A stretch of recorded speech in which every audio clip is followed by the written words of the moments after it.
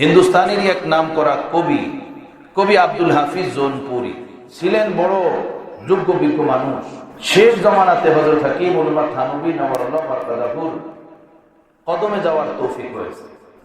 হযরত হাকিমুল উম্মাহকে যখন উনি পেলেন এবং দ্বীনের সঠিক তালিম শিক্ষা বুঝতে পারলেন যে দ্বীন কাকে বলে, ঈমান কাকে বলে, ইসলাম কাকে বলে, আদর্শ কাকে বলে, মানুষত্ব বোধ কাকে বলে, এটা যখন বুঝতে পারলেন তখন কবি আব্দুল হাফিজ জৌনপুরি উনি বলেন, আমরা সারাটা জীবন যে জিনিসকে আদর্শ মনে করতাম, শিষ্টাচারিতা মনে করতাম, ভদ্রতা মনে করতাম, মডেল মনে করতাম, থানা ভবনের মাওলানা আশরাফ আলী থানভী নওয়ারুল্লাহ মারকাদাহুর সোহবতে যাওয়ার পরে এটা বুঝতে পারলাম আমাদের চিন্তা চেতনা সম্পূর্ণ ভুল ছিল, আমাদের ফিকর ও আফকার বুঝ বুদ্ধি সম্পূর্ণ গলত ছিল। আমরা যে জিনিসটাকে আদর্শ এবং মডেল মনে করতাম, থানা ভবনে যাওয়ার পরে বুঝলাম যেটা আমাদের বুঝ বুদ্ধি গলত। আসল আদর্শ, আসল মডেল, আসল দ্বীন, আসল চরিত্র, আসল চরিত্রের শিক্ষা কোনটা সেটা আমরা থানা ভবনে যাওয়ার পরেই বুঝতে পারলাম, এর আগে আমরা বুঝতেই পারিনি। আমার ভাইরা, এজন্য আমাকে আপনাকে আল্লাহ তাআলা দুনিয়াতে পাঠান নাই, এখানে আল্লাহ তাআলা পাঠিয়েছেন তার হুকুম হাকাম মতো একটা সুন্দর জীবন বানানোর জন্য, সুন্দর একটা ইমানি জিন্দেগি সাজানোর জন্য। মসনবীর ভিতরে মাওলানা জালালউদ্দিন রুমির এই কবিতা আছে, ইনসান বারায়ে লাহম শাহম পোস্ট রিস, গোশত মাংস হাড্ডি বিশিষ্ট একটা দেহের নাম মানুষ না। যেভাবে আমরা একটা মানুষ, দেহের ভিতরে কতগুলো গোশত আছে, কতগুলো হাড্ডি আছে, মিলে একটা দেহ, একটা শরীর। মাওলানা জালালউদ্দিন রুমি বলেন, ইনসান বারায়ে লাহম শাহম, এই হাড্ডি মাংস গোশতের নাম মানুষ না। মানুষ কাকে বলে? ইনসান জুজ রেজায়ে দোস্ত নিস, মানুষ আল্লাহর সন্তুষ্টি ছাড়া, আল্লাহর রেজা ছাড়া আদমিয়াত মানুষের ভিতরে আসতে পারে না। অর্থাৎ মানুষ ওই মানুষকে বলে যার ভিতরে এমন এক ফিকির তৈরি করে রাখছে যে আমি এই দুনিয়াতে এমন ভাবে জীবনযাপন করব আমি যেন আমার মাওলাকে রাজি খুশি করে চলতে পারি, আমি আমার মাওলার রাজি খুশি অর্জন করতে পারি, আমি আমার মাওলার রাজি খুশি অর্জন করে কবরে যেতে পারি। রেজায়ে এলাহি, রেজায়ে মাওলার, আল্লাহর সন্তুষ্টির এক ফিকির তার ভিতরে লেগে থাকে। এই ফিকির যে মানুষের ভিতরে আছে সেটা হলো মানুষ। একজন দোকানদার, সে সারাটা দিন বাজারে দোকান করে। একজন জেলে সারাটা দিন সে হাওরে কিংবা নদীতে কিংবা খাল বিলে মাছ ধরে। একজন কৃষক সারা দিন রৌদ্রে পড়ে বৃষ্টিতে ভিজে চকের ভিতরে কাম করে। প্রবাসের জীবনে বাবা মা অর্থকরী কামানোর জন্য প্রবাস জীবনের জ্বালা যতন বরদাস্ত করে। কিসের জন্য বলেন? ছেলে সন্তানের খুশি পাওয়ার জন্য, বাবা মার খুশি পাওয়ার জন্য এই কষ্টগুলো করে। টাকা কামাবে, বিবি খুশি হবে, বিবিকে পছন্দ মতো জিনিস দিবে, সন্তানাদি খুশি হবে, তাদেরকে তাদের জরুরত পূরণের জিনিস দিবে। বাবা মা অসুস্থ, তাদের সেবা যত্ন করবে, তাদের খেদমত করবে। এদের সন্তুষ্টি চায়, এদের খুশি চায়। এজন্য একজন মানুষের জন্য এই হাজারো কষ্ট করা সহজ হয়ে যায়, আসান হয়ে যায়। না হয় অপরকে খাওয়ানোর জন্য এত কষ্ট করা, অপরকে খাওয়ানোর জন্য দিনভর মেহনত করা, এটা এত সহজ কাজ না, বহুত কঠিন কাজ। কিন্তু যখনই একজন বাবা, একজন মুরব্বী, ঘরের একজন দায়িত্ববান জিম্মাদার, সে দেখে যে আমার পিছনে আমার বাবা মা আছে বৃদ্ধ, তাদের সেবা করা দরকার, আমার বিবি বাল বাচ্চা আছে, তাদের দেখাশোনা করা দরকার, এই কষ্ট তার জন্য সহজ হয়ে যায়, আসান হয়ে যায়। আমার ভাইয়েরা, যেভাবে বাবা মার জন্য, ছেলে সন্তানের জন্য, প্রিয়জনের জন্য দুনিয়াতে কষ্ট করা হয়, যে কষ্টের দ্বারা তারা খুশি হবেন, কষ্ট করব, টাকা কামাবো, টাকা দিয়ে তাদের জরুরত পূরণ করব, তারা খুশি হবেন, তাদের খুশি আমার পাওনা। ঠিক মাওলানা জালালউদ্দিন রুমি রহমতুল্লাহ আলাইহি বলেন, একজন মুমিনের ভিতরে, একজন মানুষের ভিতরে আল্লাহর খুশি এমন তালাশ থাকা দরকার যে আমার মাওলা কোন কাজে আমার উপরে খুশি, আমি আমার মাওলাকে কিভাবে খুশি করে এই দুনিয়াতে চলবো। যেহেতু এই দুনিয়া কয়েকদিনের, আমরা এখানে ছিলাম না, আবার এখানে আসছি, থাকবো না, একটা স্টেশন গা। যেভাবে আমি মুসাফির মানুষ, ঢাকা থেকে আপনাদের এখানে এসেছি, হয়তো 2 ঘন্টা 4 ঘন্টার একটা অবস্থান আপনাদের সাথে, আবার আমি এখান থেকে নিজ সফরের গন্তব্যস্থলের দিকে আগাতে থাকবো। এই পুরোটা দুনিয়া হলো একটা স্টেশন, একটা স্টেশন, কিছুদিনের এক অবস্থান। এখানে যেহেতু আমরা স্থায়ী থাকবো না, আল্লাহর হুকুমে আমরা আসছি, নিজ ইচ্ছায় আমরা আসি না, আল্লাহ আমাদেরকে পাঠিয়েছেন। আবার যখন যাওয়ার মুহূর্ত আসবে আল্লাহ আমাদেরকে উঠিয়ে নেবেন। কোনো মানুষ এই দুনিয়াতে এমন নেই যে আমাদেরকে রাখতে পারবেন, কোনো মানুষ এমন নেই যে আমাদেরকে বাধা দিতে। আল্লাহ যখন চাবেন তখন আমাদের উঠিয়ে নেবেন। তো আমাদের আশা এবং থাকা এবং ওনার কাছে পাড়ি দেওয়া কোনোটাই আমাদের ইচ্ছাধীন না। আমাদের ইচ্ছাধীন, আমরা মায়ের পেট থেকে দুনিয়াতে এসেছি, এখানে যে কয়দিন আল্লাহ চাবেন থাকবো, যখন যাওয়ার চলে যাব। তো আসি নাই নিজ ইচ্ছায়, থাকতেও পারতেছি না যে কয়দিন আমি চাবো ততদিন, কারো অধীনে না এটা। যখন চলে যাওয়ার চলে যাব। যেহেতু এখান থেকে যেতে হবে, আমরা পরাধীন পরবাস জীবনের জীবনযাপন করতেছি আমরা এখানে। প্রবাসী মানুষ যখন যেভাবে প্রবাসে থাকে আর হামেশা ভাবে এই 2 বছর, এই 5 বছর, এই 3 বছর, এই 6 মাস থাকবো, এরপরে দেশে যাব। প্রবাসী মানুষগুলো যখন দেশে আসে কত খুশি তাদের চেহারায় থাকে, কিন্তু এই খুশি তাদের থাকে যারা প্রবাসে অর্থকরী কামায়া কিছু অর্থকরী নিজের কাছে জমা করতে পারে।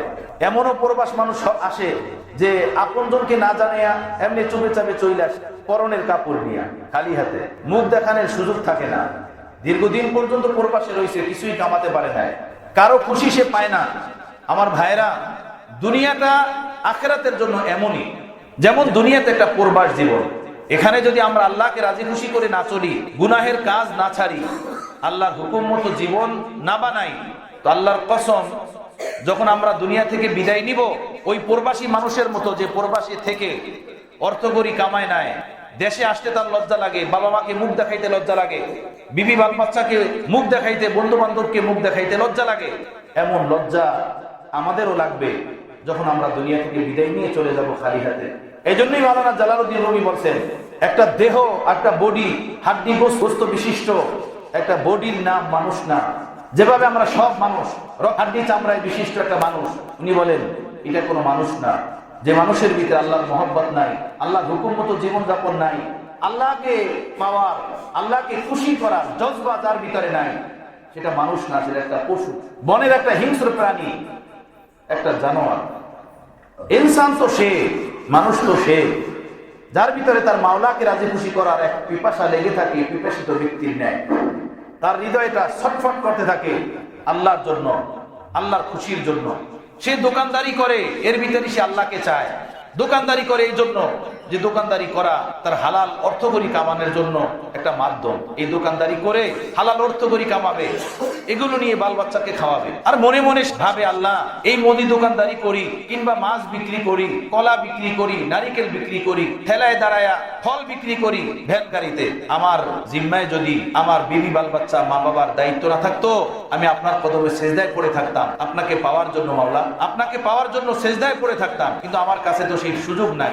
আমার ভাইয়েরা, এই মনোমানসিকতা নিয়ে, এই চিন্তা চেতনা নিয়ে যে ব্যক্তি ভ্যান গাড়িতে ফল বিক্রি করে, দোকানে বসে মুদি মাল বিক্রি করে, কলা আম বিক্রি করে, এই মানুষটা ফল বিক্রি করে না, এই মানুষটা মুদি মাল বিক্রি করে না, কারণ আল্লাহ পাকের রেজা ও সন্তুষ্টি অর্জন করে, সে আল্লাহ পাকের খুশি অর্জন করে। কারণ এই দোকানদারির মধ্যে আল্লাহর খুশির তালাশ, আল্লাহকে পাওয়ার তালাশ। হযরত মূসা আলাইহিস সালাম কোন এক জঙ্গলা ঝাড়ের পাশ দিয়ে যাচ্ছিলেন, দেখলেন যে এক রাখাল বকরি পালতেছে, আর সে নিজে নিজে এই গুনগুনাইতেছে, নিজে নিজে এই কথা বলতেছে, হে আল্লাহ, যদি আপনাকে পেতাম তো আমার এই বকরিগুলোর দুধ আপনাকে খাওয়াতাম, যদি আপনাকে পেতাম আপনার পাও দাবিয়ে দিতাম, যদি আপনাকে পেতাম আপনার মাথা আমি আশ্রিয়ে দিতাম। কিভাবে পাবো গো মাওলা আপনাকে, কিভাবে পাবো? এভাবে প্রিয় মাওলার সাথে দিলের ভাব, প্রেমময় ভাব, এটা সে প্রকাশ করতেছিল। হযরত মূসা আলাইহিস সালাম শুনলেন, উনি তো শরীয়তের নবী এবং জালালি নবী, উনি বড় গোসা জাহির করলেন, রাগ জাহির করলেন, বলেন, হে রাখাল, আল্লাহরও কি কোনো পেট আছে নাকি যে তুই তোর বকরির দুধ খাওয়াবি? আল্লাহরও কি পাও আছে নাকি যে তুই তার পাও দাবিয়ে দিবি? আল্লাহরও কি মাথা আছে নাকি যে তুই তার মাথা আছড়িয়ে দিবি?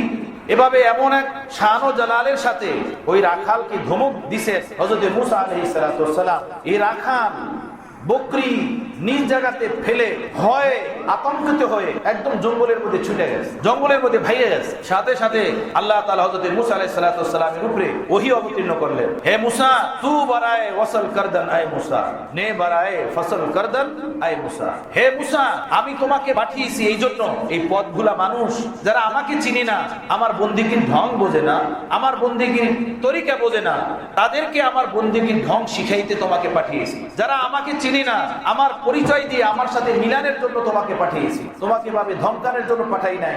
এই রাখাল সে তার হৃদয়ে আমার প্রেম রাখে, আমার ভালোবাসা রাখে, আমার মহব্বত রাখে, কিন্তু সেই কিভাবে সে প্রকাশ করবে সেটা সে জানে না। সেই বন্দিগির ঢং সে বোঝে না। নিজে যতটুকু বুঝছে ততটুকুই নিয়ে নিজের অন্তর দিয়ে গুনগুনাইতেছে সে। তুমি তাকে এই কথা কেন বললে? যাও তুমি তাকে তালাশ করো, তাকে খুঁজে আনো।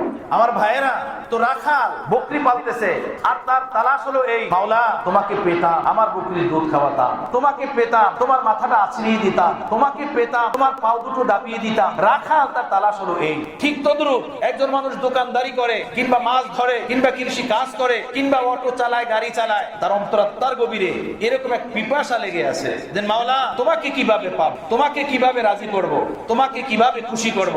এই ফিকির যার ভিতরে থাকে সেই হলো মানুষ, সেই হলো ইনসান, সেই হলো মানুষত্বের হক আদায় করে এই দুনিয়াতে সে জীবন যাপন করে। সেই হলো হযরত আদম আলাইহিস সালাতু ওয়াস সালামের সাচ্চা আওলাদ, সাচ্চা সন্তান, যার ভিতরে এই ফিকির আছে। যার ভিতরে ফিকির নাই, শুধু ফিকির দুনিয়া কামানো, ঘর বানানো, মাল কামানো, দোকান সাজানো, যৌবন চাহিদা পূরণ করা, হাসি খেল তামাশার ভিতরে জীবন পার করে দেওয়া। আমার ভাইরা, জংলা ঝাড়ের একটা পশুর এই চরিত্র। ক্ষুধার সময়ও খায়, ঘুমানোর সময়ও ঘুমায়, ওর যখন অশ্বমের চাপ আসে পেশাব পায়খানা করে দেয়, যখন যৌবন চাহিদার প্রয়োজন হয় তো এই জংলা ঝাড়ের এই পশুটা, এই হিংস্র জানোয়ারটা, এই রাস্তাঘাটের কুকুরটা ওর যৌবন চাহিদার জন্য ঘুরঘুর করে উঠতে থাকে। কোথায় গেলে ও যৌবন চাহিদা পূরণ করতে পারবে? ওর ভিতরে আল্লাহর পিপাসা নাই, আল্লাহর তালাশ নাই, আল্লাহর বন্দিগি নাই, রাসূলের আদর্শ নাই, ঈমান ইসলাম নাই, তাকওয়া তাহারাত নাই, হালাল হারাম নাই। ওই জিনিসগুলো বোঝে না, এই জিনিসগুলো জানে না। ও একটা কুকুর।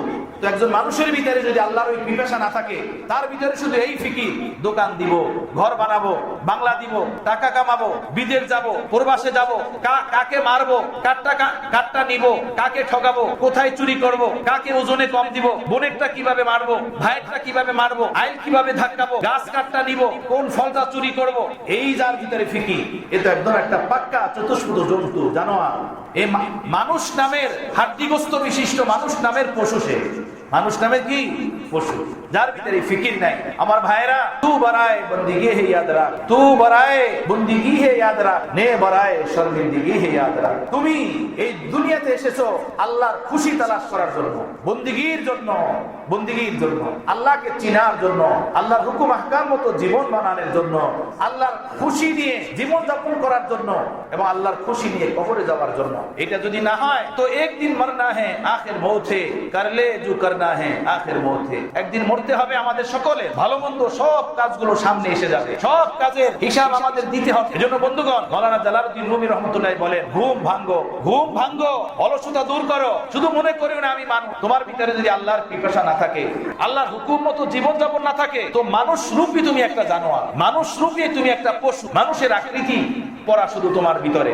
আল্লাহ আমাদেরকে হেফাজত ফরমান, আল্লাহ আমাদেরকে আল্লাহর মহব্বত দান করেন। আমার ভাইরা, আল্লাহর মহব্বত অর্জন হয় আল্লাহর মহব্বতওয়ালা বান্দাদের সোহবত, পরশ, দোয়া, লালন পালনের বরকতে। যে সন্তান মা বাবার সুন্দর লালন পালন পায়, ওই সন্তানই ভালো হয়, ওই সন্তানই ভালো হয়। কথা বুঝতেছেন? ঘটনা মনে পড়লো, আমার দাদা পীর হযরত শাহ সাইয়্যিদ আবুল হক সাহেব রাহমাতুল্লাহ আলাইহির কাছে এক মহল্লা থেকে কিছু মানুষজন গেছেন, গিয়ে বলেন, হুজুর আমাদের মসজিদে একজন ইমাম লাগবে, একজন ইমাম দিবেন ভালো দেখে আপনার পছন্দ মতো। হযরত বলেন, ঠিক আছে, এভাবে পেলে আপনাদেরকে জানাবো। কিছুক্ষণ পরে একজনে বলে, হুজুর যাকে দিবেন কোরআনের পাকের তেলাওয়াতটা খুব সুন্দর হয়। হযরত চুপ রইলেন। আর একজন বলেন, হুজুর যাকে দিবেন গলার সুরটা খুব সুন্দর হয়, সুর দিয়ে আওয়াজ করতে পারে এরকম। আর একজন বলেন, হুজুর দেখ চেহারাটা ভালো হয়, সুরাত তার সুন্দর হয়। আর একজন বলেন, হুজুর উঁচা লম্বা হয়। এভাবে 5-7 জনে 5-7 কথা বলার পর হযরত হারদুই রহমাতুল্লাহ বললেন, মিয়া পোলা একটা এরকমের জন্ম দিয়ে আমার কাছে দিয়ে যাও, আমি ওকে এভাবে লেখাপড়া করাইয়া পরে তোমাদের মসজিদে ইমাম বানাই দেব। যেভাবে সব গুণে গুণান্বিত, সব গুণে গুণান্বিত পোলা এরকম একটা জন্ম দিয়ে আমার কাছে দিয়ে যাও। কথা বুঝতেছেন? আমার কাছে দিয়ে যাও, এই রকমের ইমাম তোমাদেরকে দিয়ে দিব, তোমাদের জন্য নিযুক্ত করব, তোমাদেরকে দিব। কথা বোঝেন না? সুন্দর একটা জীবন বানানোর জন্য সুন্দর মানুষের সোহবত দরকার, যে হাজারো গুণে গুণান্বিত, শত গুণে গুণান্বিত, এরকম মানুষের সোহবত দরকার, পরশ দরকার। আল্লাহর নেক বান্দাদের সাথে তৌহিদ ওঠা বসা দরকার। এরপরে নিজের ভিতরে সুন্দর আখলাক আসে, সুন্দর চরিত্র আসে, সুন্দর দিন আসে, সুন্দর ঈমান। সেই জিনিস যাতে অর্জন হয়, সেই জন্য আল্লাহ পাক দুনিয়াতে যুগে যুগে আল্লাহর প্রিয় বান্দাদেরকে পাঠিয়েছেন, ওলিদেরকে পাঠিয়েছেন। তাদের সোহবত, তাদের সঙ্গ নিয়ে নিজের ভিতরে তাদের থেকে পাওয়া ভালো গুণগুলো নেওয়া, আর নিজের ভিতর থেকে অসৎ চরিত্রগুলোকে দূর করে দেওয়া। এভাবেই একজন অসুন্দর মানুষ সুন্দর হতে পারে, অভদ্র মানুষ ভদ্র হতে পারে, একজন বেনামাজি নামাজি হতে পারে। আল্লাহর মহব্বত থেকে দূর যার জীবন, সেই মানুষটা আল্লাহর মহব্বতে ডুবা সফল হওয়া একটা জীবন বানাতে পারে। কবি আব্দুল হাফিজ জোনপুরি রহমতুল্লাহ আলাইহির কথা বললাম। একজন শেষ বয়সে হযরত হাকিমুল উম্মাতের হাতে বায়াত হয়েছেন, শেষ বয়সে, বৃদ্ধ বয়সে। বায়াত হওয়ার পরে আল্লাহ আল্লাহ যখন জিকির শুরু করলেন, আল্লাহর নামের জিকির শুরু করলেন, তো আল্লাহর নামের এক আসর আছে, রং আনে, রং নিয়ে আসে। রং, মদ খায় নেশাখোর মানুষ, মদের প্রভাব তাকে দেখলে বোঝা যায় যে এই লোকটা নেশাখোর। তার চোখ চাহনিতে, কথাবার্তার ভিতরে নেশার প্রভাব ফুইটা ওঠে কি ওঠে না বলেন? ওঠে। এটাই বাস্তব। যারা নেশাখোর মানুষ তাদেরকে দেখলেই বোঝা যায়। আমরা একবার এক পুলিশ টিম, গোয়েন্দা সংস্থার লোক এই চোর, ডাকাত, নেশাখোর এই সকল মানুষ ধরে, তো তাদেরকে জিজ্ঞেস করলাম, আপনারা বুঝেন কেমনে এভাবে যে মারেন, গিরায় গিরায় পিটান, যে কোথায় কি খাইছিস বল, কোথায় কি লুকানো আছে বল, গিরায় গিরায় পিটাইয়া ফুলাইয়া ফেলান, আপনাদের একটু মায়া লাগে না? ওই বেটা বলে, স্যার আমি খাই নাই, আমার কাছে নাই, কিন্তু তারপরে আপনার পিটাইতে থাকে। আমি দেখছি, চোখের সামনে দেখছি, পিটাইয়া গোড়ালি ফাটাইয়া ফেলায়, পায়ের হাঁটু ফাটাইয়া ফেলায়, আর বলে, স্যার আমি খাই না, আমি জানি না ওইটা কোথায়, কিন্তু গিরায় গিরায় পিটায়। তো আমরা বললাম যে এইভাবে গিরায় গিরায় পিটা একদম রক্ত বের করে দেয়, আর ওরা বলে স্যার খাই নাই আমরা, আপনাদের কি মায়া লাগে না? এমনি পুলিশ হাসে। বললাম হাসেন কেন, বলেন বিষয়টা কি? বললো, হুজুর আমরা যাদেরকে পিটাই এগুলোরই ঠিকই পিটাই, এ দেখলেই বুঝি যে এগুলো তেদি খায়। কেমনে বোঝেন? হুজুর ওগুলোর চোখের ভিতরে বোঝা যায়, যেগুলো তেদি খায় ওদের চোখ দেখলে বোঝা যায়, ওদের দাঁত দেখলে বোঝা যায়, ওদের জিহ্বা দেখলে বোঝা যায়। ওদেরকে পিটানের আগে ওদের চোখ খুলে দেখি, এইভাবে যে চোখ দেখা, বাইর কর, তো জিহ্বা বের করলে আমরা বুঝি যে এটা খাইছে কিনা, খায় কিনা, কয়দিনের অভ্যাস এটার ভিতরে আছে খাওয়া। আমরা যে হুজুর মাইরা রক্ত বের করে ফেলি, জোড়ায় জোড়ায় পিটাই, গোড়ালি ফুলাইয়া দি পায়, এমনি মারি না। আমরা দেখলে বুঝি যে কোনটায় খায় কোনটায় খায় না। কথা বুঝতেছেন? আল্লাহু আকবার। মাওলানা জালালউদ্দিন রুমি রহমতুল্লাহ আলাইহি বলে, দুনিয়ার এই নাপাক মদ নেশা জাতীয় বস্তু যদি কেউ খায়, এটা তার চোখ চাহনি, জবানের ভিতরে প্রভাব রেখে যায়। চোখ চাহনি দেখলে বোঝা যায় এই লোকটা নেশাখোর। মাওলানা জালালউদ্দিন রুমি রহমতুল্লাহ আলাইহির সামনে হযরত শামসুদ্দিন তাবরিজি রহমতুল্লাহ আলাইহি তার শায়েখ একবার বসা ছিলেন। ইশক ও মহব্বতের দরিয়াতে ঢেউ খেলতেছিল। মাওলানা জালালউদ্দিন রুমির অন্তরাত্মা ডাক দিয়ে বললেন, হে জমানার শামসুদ্দিন তাবরিজি, আমার শায়েখে কুল, নূরে খোদা, নূরে হেদায়েত, আপনি আপনার সিনায় আথার থেকে, পবিত্র আত্মা থেকে আপনি আমাকে একটা ফোঁটা দেন, যা আপনার অন্তরাত্মার ভিতরে আল্লাহর ইশক ও মহব্বতের সীমাহীন দরিয়া ঢেউ খেলতেছে, তার থেকে একটা বিন্দু আমাকে দেন। শামসুদ্দিন তাবরিজি রহমতুল্লাহ বললেন, আরে ভাই কি আপনি বলেন, কোথায় আল্লাহ পাকের পূর্ব মহব্বতের দৌলত আর কোথায় আমি? মাওলানা জালালউদ্দিন রুমি রহমতুল্লাহ আলাইহি সাথে সাথে বললেন যে, হযরত, দুনিয়ার নেশাখোর নেশা করে, এরপরে নেশার গন্ধ, মদের গন্ধ ঢাকার জন্য এলাচি চাবায়, লং চাবায়, চকলেট খায়, অথবা কোনো সুগন্ধময় বস্তু মুখে দিয়ে মদের গন্ধ, নেশার গন্ধ ঢাকার চেষ্টা করে।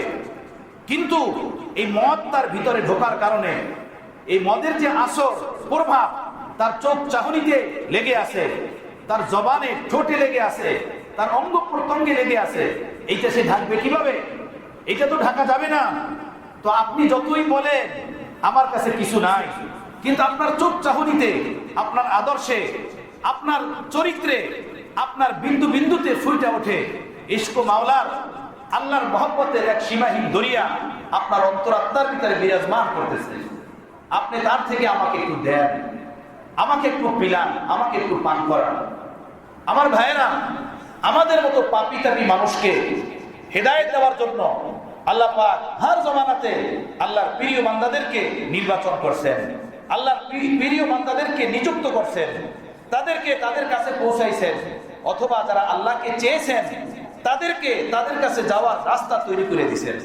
যাও, তাদের দুয়ারে যাও, তাদের কাছে যাও, তাদের সোহবতে পড়ো, তাদের পরশে পড়ো, এভাবে আমার মহব্বত শিখো। এটা কতটা দামি, কতটা মূল্যবান দেখেন।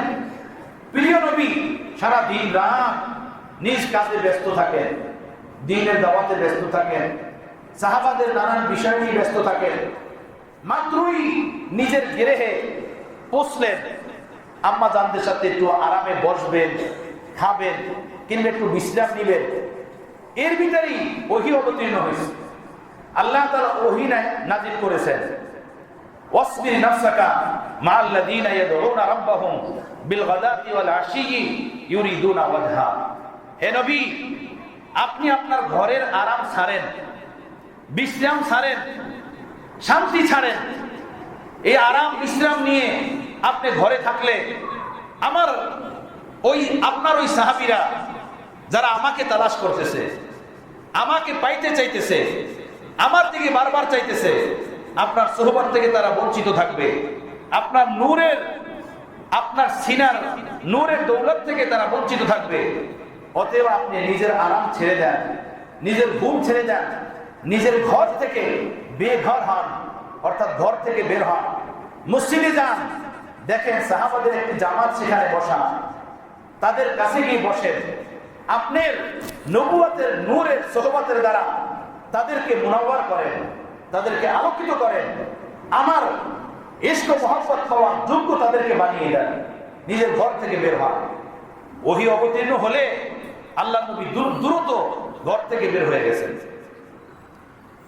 মসজিদে নববীর ভিতরে ঢুকলেন, গিয়ে দেখলেন সাহাবাদের এক জামাত গোল হয়ে বসা। আল্লাহ নবী তাদেরকে সালাম দিয়ে জিজ্ঞেস করলেন, তোমরা এখানে কি করো, কিসের জন্য এখানে বসা? সাহাবারা বলেন, ইয়া রাসূলুল্লাহ নাদউনাল্লাহ, আমরা আল্লাহকে ডাকি, আল্লাহকে স্মরণ করতেছি, জিক্র আজকারের ভিতরে মশগুল আছে। আল্লাহ নবী বললেন, কেন এই কাজ তোমরা কেন করতেছো? তো সাহাবায়ে কেরাম বললেন, আমরা আল্লাহর খুশি তালাশ করি, আল্লাহর রেজা তালাশ করি, আল্লাহর সন্তুষ্টি তালাশ করি। আল্লাহকে কিভাবে পাবো, আল্লাহর সন্তুষ্টির মর্তবা আমাদের কিভাবে নসিব হবে, আমরা আল্লাহর দুয়ারে কিভাবে পৌঁছবো, আল্লাহর নৈকট্যশীল বান্দাদের কাতারে কিভাবে দাঁড়াবো। আমার ভাইয়েরা, দুনিয়াতে একজন মানুষ কাউন্সিলর, তো এলাকার যারা সাধারণ জনগণ তারা চায় এই কাউন্সিলরের সাথে তাদের একটা সুসম্পর্ক হোক।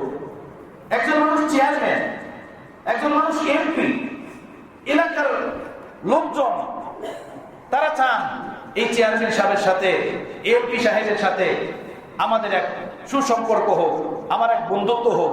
চায় কি চায় না বলে?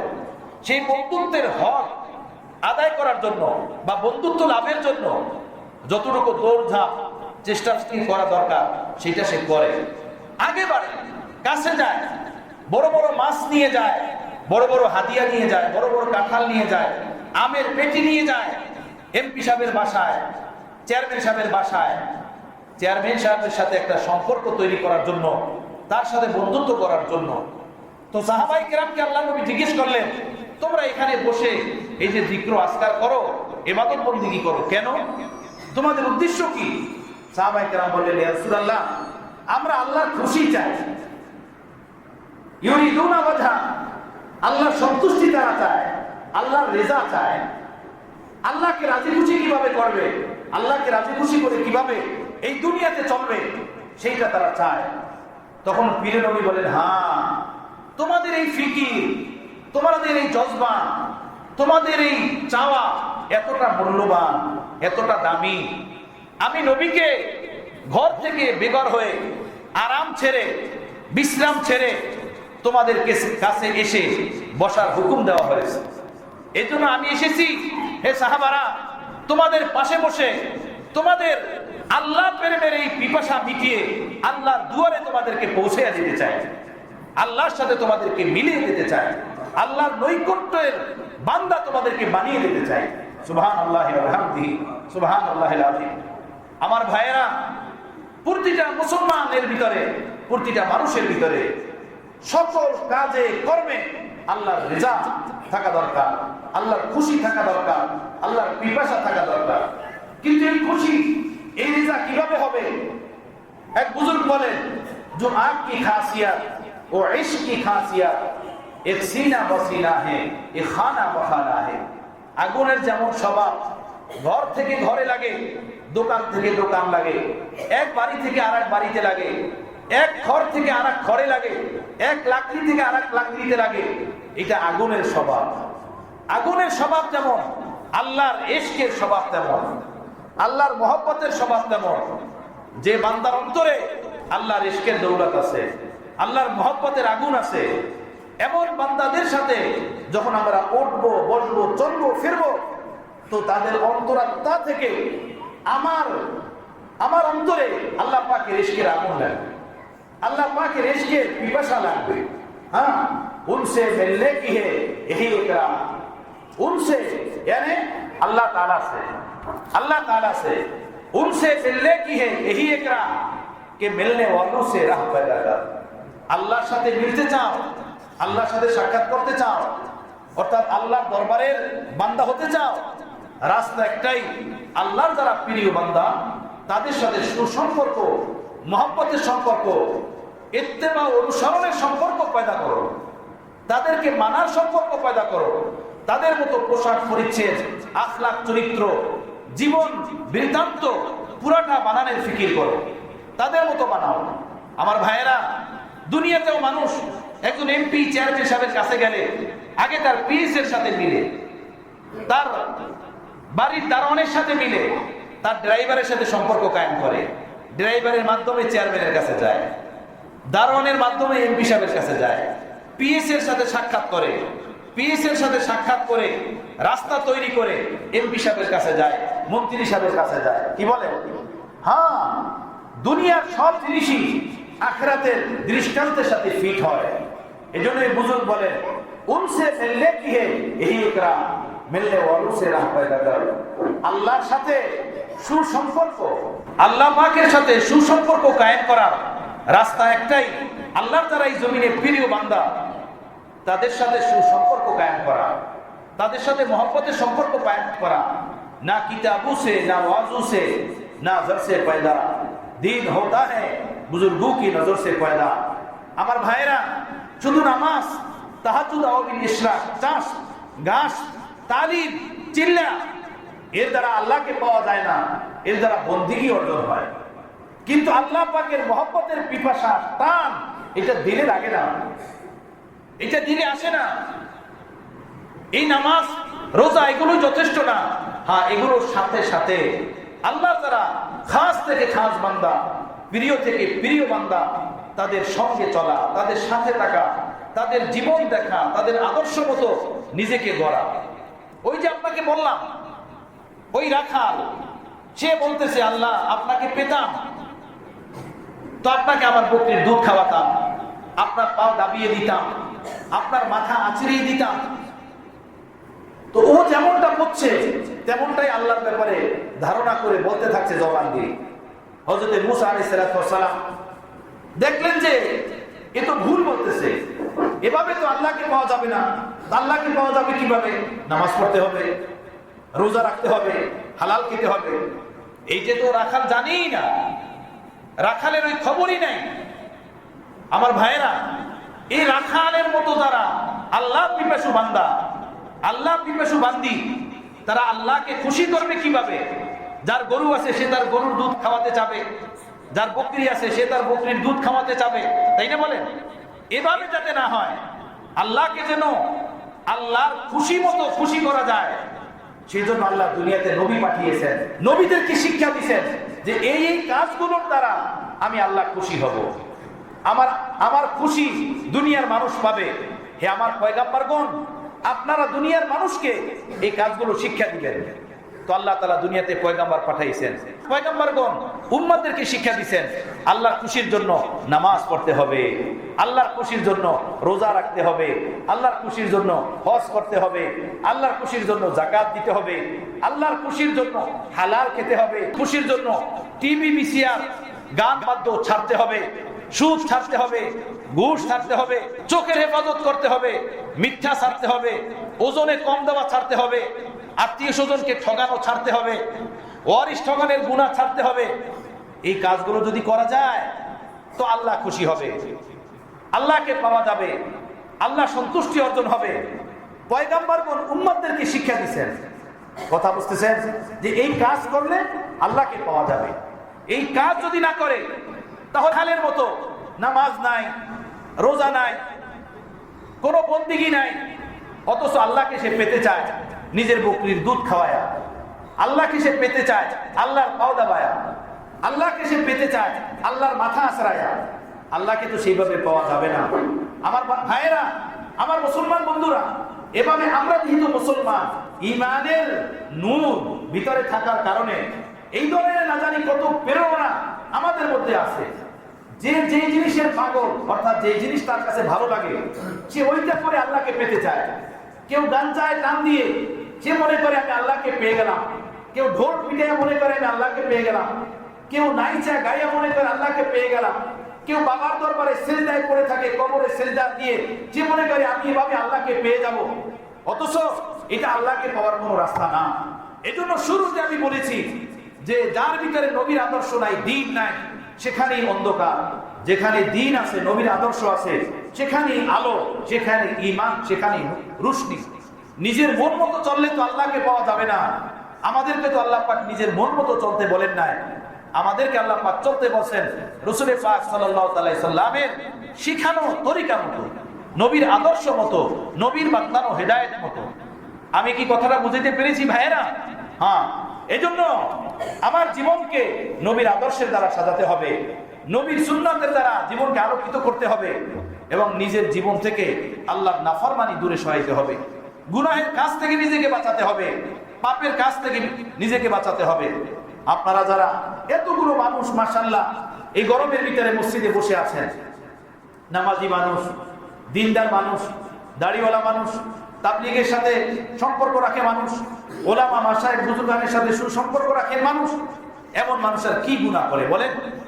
আমার প্রিয় মুর্শিদ রাহমাতুল্লাহ আলাইহি বলেন, এই মানুষ না মদ খায়, না জুয়া খেলে, না শুয়োর খায়, না কুকুর খায়, তাই না, না চুরি করে, না ক্লাবে যায়। এই মানুষগুলোর একটাই গুনাহ যে বেপরদায় জীবন যাপন করে, নামাজও পড়ে, বেপরদা জীবন যাপন। চোখ নষ্ট, দিল নষ্ট, চক্ষু না পাক, দিল না পাক। সারাদিন ফেসবুকের ভিতরে ভিন নারীদেরকে দেখে, ভিন পুরুষদেরকে দেখে, সারাদিন ইউটিউবের ভিতরে গান দেখে, বাজনা দেখে। এটা তো কবিরা গুনাহ, হারাম, চোখের জেনা। রাসূল পাক সাল্লাল্লাহু আলাইহি সাল্লাম বলেন, আল আইনানে তাজনিয়ানে ওয়া জিনাহুমা আন নাজর। মানুষের চক্ষু জেনা করে, আর চোখের জেনা হলো পুরুষদের জন্য ভিন নারীদের দিকে তাকানো। এটা চোখের জেনা। জেনাকার ব্যক্তিকে আল্লাহর ওলি হইতে পারবে? বলেন আপনি। যে জেনার গুনাহের ভিতরে লিপ্ত থাকবে সে কি আল্লাহর ওলি? তাকে কেউ আল্লাহর ওলি মনে করবে? আমার ভাইয়েরা, তো আল আইনানে তাজনিয়ানে ওয়া জিনাহুমা আন নাজর। মানুষের চোখ জেনা করে। চোখের জেনা হলো ভিন নারীদেরকে দেখা, টিভিতে হোক, মোবাইলে হোক, চার দোকানে হোক, অথবা যেখানেই হোক, রাস্তাঘাটে হোক, এটা চোখের জেনা, কবিরা গুনাহ। রাসূল পাক সাল্লাল্লাহু তাআলা আলাইহি ওয়াসাল্লাম, রহমতের নবী, দয়ার নবী, বদদুয়া করছেন, হে আল্লাহ, আপনার অভিশাপ অবতীর্ণ হোক, আপনার লানত পড়ুক ওই ব্যক্তির উপরে যে ভিন নারীদেরকে দেখে, ভিন নারীদের ছবি দেখে, ভিন্ন নারীদের গান শোনে, রাস্তাঘাটে ভিন নারীদেরকে দেখে নিজের চক্ষু নষ্ট করে। ওই ব্যক্তির উপরে আপনার অভিশাপ অবতীর্ণ হোক এবং ওই নারীর উপরে আপনার অভিশাপ পড়ুক যে নারী ভিন পুরুষকে দেখার সুযোগ করে দিল, তার উপরে আপনার অভিশাপ পড়ুক, তার উপরে আপনার লানত পড়ুক, আপনার গজব পড়ুক। নাউযুবিল্লাহি মিন যালিক। আমার ভাইরা, গুনাহ ছোট হোক বড় হোক গুনাহ, কিন্তু কিছু গুনাহ এমন যে গুনাহ বান্দার থেকে 180 ডিগ্রি দূরে সরাইয়া দেয়। কিছু গুনাহ এমন যে গুনাহ বান্দাকে আল্লাহর থেকে 100 ডিগ্রি দূরে সরাইয়া দেয়। কিছু গুনাহ এমন যে গুনাহ বান্দাকে আল্লাহর থেকে 50 ডিগ্রি দূরে সরাইয়া দেয়। আমার প্যারে মুর্শিদ রহমতুল্লাহ আলাইহি বলতেন, এই কুদৃষ্টির গুনাহ এটা বান্দাকে আল্লাহর থেকে 180 ডিগ্রি দূরে সরাইয়া দেয়। সবচেয়ে বেশি যে জিনিস বান্দাকে আল্লাহর থেকে দূরে সরাইয়া দেয় তাহলে এই চোখের গুনাহ, চোখের জিনা। এই ফেসবুক, এই ইউটিউব, এই টিভি বিসিয়া, এই রাস্তাঘাটে অশ্লীল নারীদেরকে তাকা থাকা ইমানের নূর সব বরবাদ করে দেয়, সব ধ্বংস করে দেয়, সব হালাক করে দেয়। আমার ভাইয়েরা, আল্লাহ আমাদেরকে এই গুনাহ থেকে বাঁচার তৌফিক দান করেন, চোখের হেফাজত করার তৌফিক দান করেন। বুজুর্গানে দ্বীন বলেন, প্লাবন আসে মানুষের ফসল নষ্ট করে দেয়, তাই না? এই যে বৃষ্টি হলো, পেপার পত্রিকায় দেখলাম হাওরের শত শত হেক্টর জমির ফসল নষ্ট হয়ে গেছে। আপনারা তো সেই হাওরের পাশেই বসবাস করেন, সুনামগঞ্জের মানুষ, আপনারা ভালো জানেন কত ফসল এই পানিতে আপনাদের নষ্ট হয়ে যায়। কি বলেন? তো যেভাবে পানিতে প্লাবিত হয়ে আপনাদের ফসল নষ্ট হয়ে যায়, ঘরবাড়ি নষ্ট হয়ে যায়, গাছগাছালি নষ্ট হয়ে যায়, বুজুর্গান বলেন কুদৃষ্টির দ্বারা, টিভি বিসিআর দেখার দ্বারা, ভিন নারীদেরকে দেখার দ্বারা, ভিন পুরুষকে দেখার দ্বারা ইমানের ফসল, ইমানের নূর বরবাদ হয়ে যায়, শেষ হয়ে যায়। ইমানের ঘরে আগুন লেগে যায়, ইমানের ঘরে, দিলের ঘরে প্লাবন এসে যায়, দিলের সব ফসল তাবাও বরবাদ করে দেয়, তাবাও বরবাদ করে দেয়।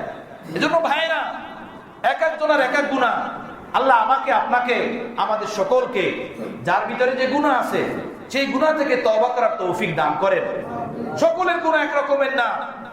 যার ভিতরে যে গুনাহ আছে, এই গুনাহ ক্যান্সার থেকে বেশি ভয়ঙ্কর। একটা কবিরা গুনাহ শত ইবাদত বন্দিগি থাকা সত্ত্বেও মানুষকে জান্নাত থেকে জাহান্নামে নামায়া জাহান্নামে নিয়ে যাওয়ার জন্য যথেষ্ট। একটা গুনাহ, যদি কোনো গুনাহের অভ্যাস থাকে আর সেই গুনাহ থেকে তওবা না করে, এই অবস্থাতেই যদি একজন মানুষের মৃত্যু এসে যায়, তো একটা গুনাহই মানুষকে জাহান্নামে নিয়ে যাওয়ার জন্য যথেষ্ট। এই জন্য আমি এবং আমরা সকলে যার ভিতরে যে পাপ আছে, গুনাহ আছে, আল্লাহর জন্য সেই গুনাহ থেকে আমরা তওবা করে নিব। আমার ভাইয়েরা, এক মুঠি দাড়ি রাখা মুসলমান পুরুষের জন্য এটা ওয়াজিব। এক মুঠি দাড়ি 3 দিক থেকে রাখা এটা ওয়াজিব।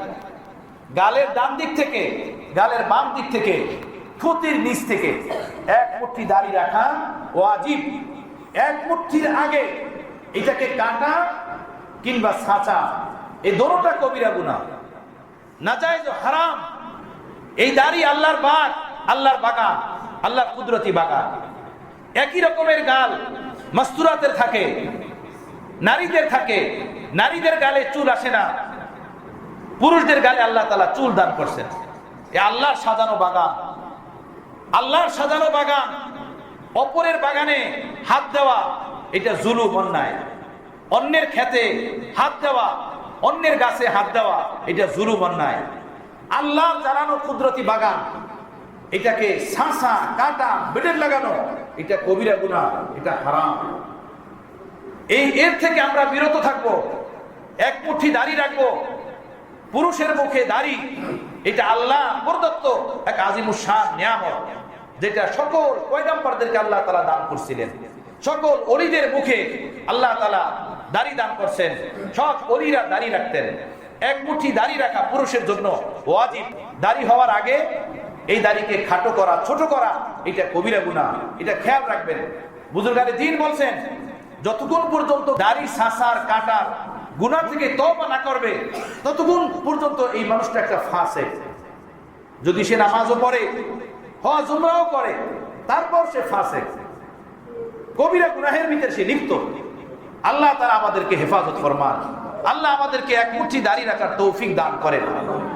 রাসূল পাক সাল্লাল্লাহু তাআলা আলাইহি ওয়াসাল্লাম দুনিয়াতে ওই সকল মানুষের দিকে তাকান নাই, তাকাইতে পারেন নাই যাদের মুখের দাড়ি চাচা ছিল। ইরান থেকে 2 জন রাষ্ট্রীয় দূত গিয়েছিল আল্লাহ নবীর সাথে সাক্ষাৎ করার জন্য। তাদের মুখের দাড়ি ছিল চাচা, আর ঠোঁটের উপরে মোচ ছিল বড় বড়।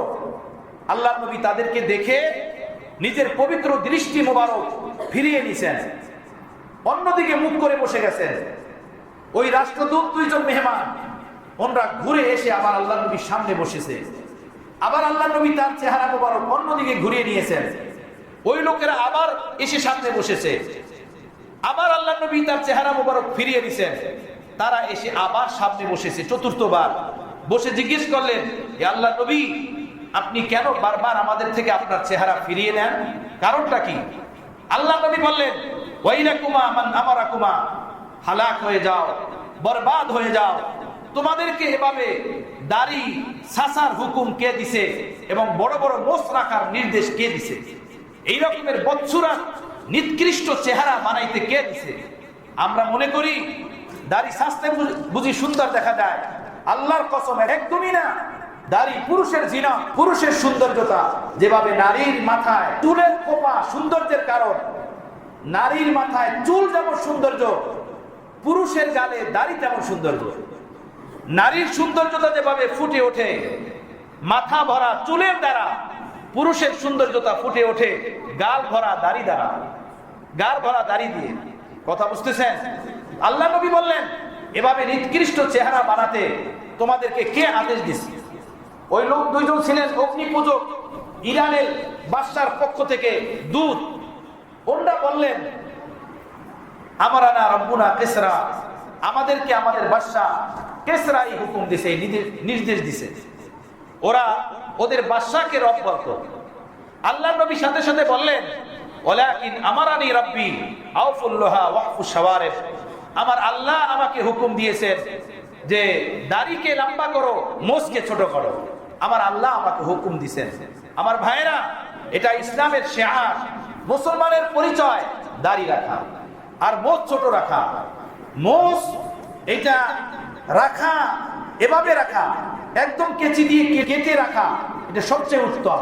মোচ যত ছোট থাকবে তত ভালো। প্রিয় রাসূল সাল্লাল্লাহু আলাইহি সাল্লাম সাহাবাদেরকে বলছেন, হে সাহাবীরা, তোমরা মোচ ছোট রাখো, মোচ তোমরা বড় রাখিও না।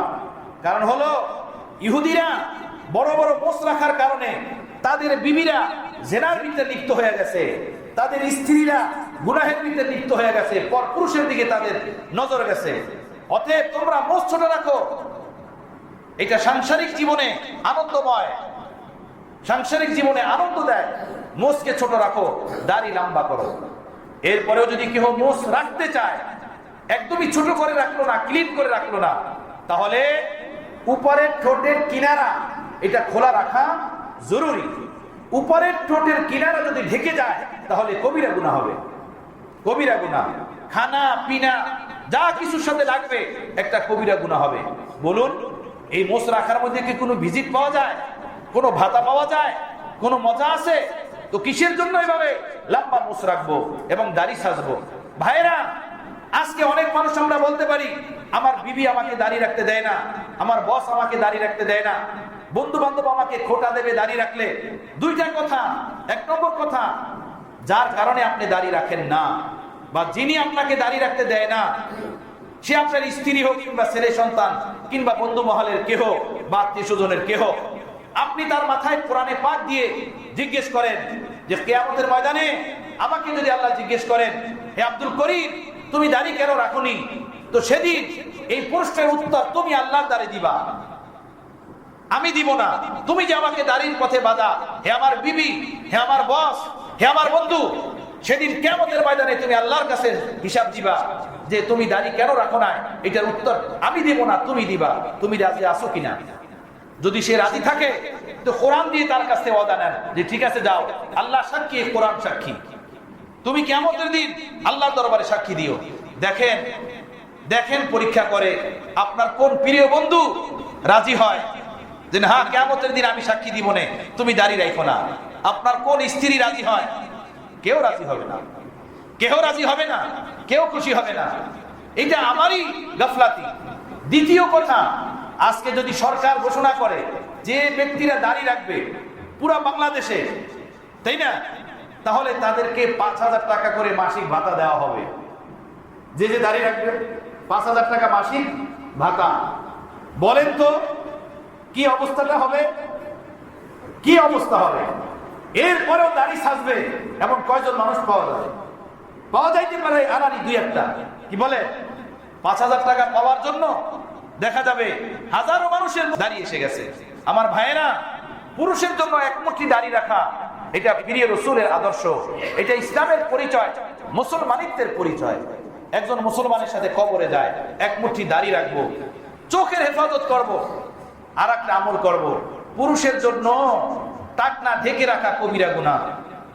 প্যান্ট দিয়ে লুঙ্গি দিয়ে টাকনা ঢাকা যাবে না। টাকনা খোলা রাখা পুরুষের জন্য ফরজ, টাকনা ঢাকা পুরুষের জন্য হারাম। নারীদের জন্য টাকনা ঢেকে রাখা ফরজ, টাকনা খোলা হারাম। বুঝে আসছে ভাইয়েরা?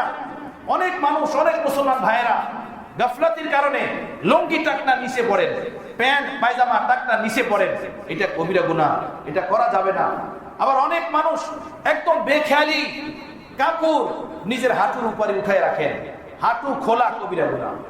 হাঁটু সদরের ভিতরে শামিল, হাঁটু খোলা যাবে না। কোনো মানুষের সামনে, কোনো ব্যক্তির সামনে হাঁটু খোলা যাবে না, ঢেকে রাখতে হবে। আল্লাহ আমাদেরকে তৌফিক দান করেন।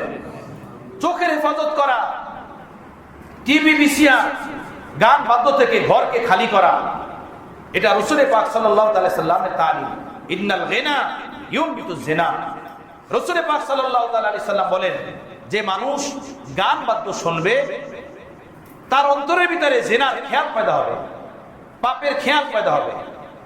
গান বাদ্য যে শুনবে তার অন্তরে গুনাহের খেয়াল তৈরি হবে, জিনার খেয়াল তৈরি হবে।